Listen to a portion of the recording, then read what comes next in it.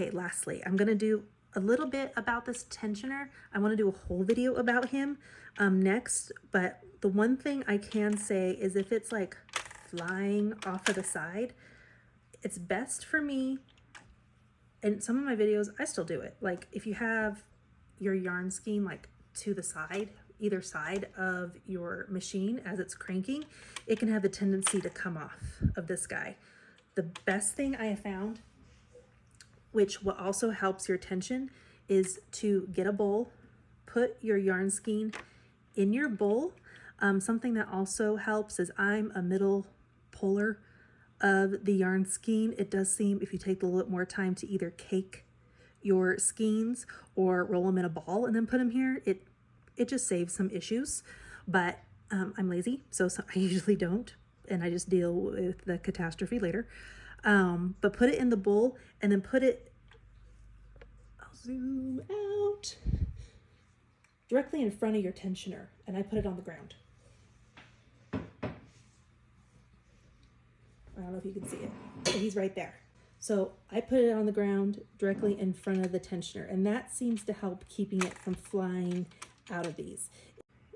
If this thing pulls up like this, there's either a knot from the factory where they're either putting two pieces together, or the yarn itself has just knotted in with itself that needs to be undone, or it could be too tight. If it's really pulling, it will probably come out of one of these, and it's just too tight for the machine, and the machine doesn't like it, so try loosening the tension. The other thing you will always see me do is I'm still always holding on with it with my left hand. Couple reasons for this. One, if my yarn runs out, I will feel it, and so I can stop before needles don't catch anything and it messes up my project. Second thing is I can also feel those knots that are in the yarn, and I can undo them or do whatever I need to do before it gets to this thing and makes that horrible noise, and I don't want it to get into the project. Thirdly is if you get the perfect tension and your project's going really good, when your yarn skein lessens and lessens, it's creating less and less pull here because it's lighter and lighter, right?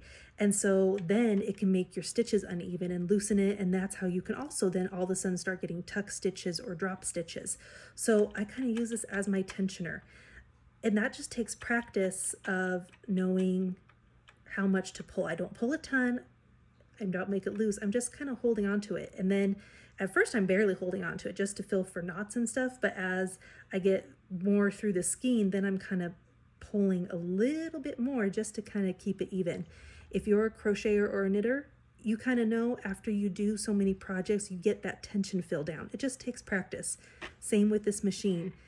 It does still have a little bit of a learning curve, just like any other thing that you can do. So just take your time and be patient and do some just practice projects for yourself. Crafting, crocheting, knitting, it's for fun, it's for enjoyment. So just enjoy it and know maybe the first few projects, they're just your projects. They're not for anybody else. So I hope this helps.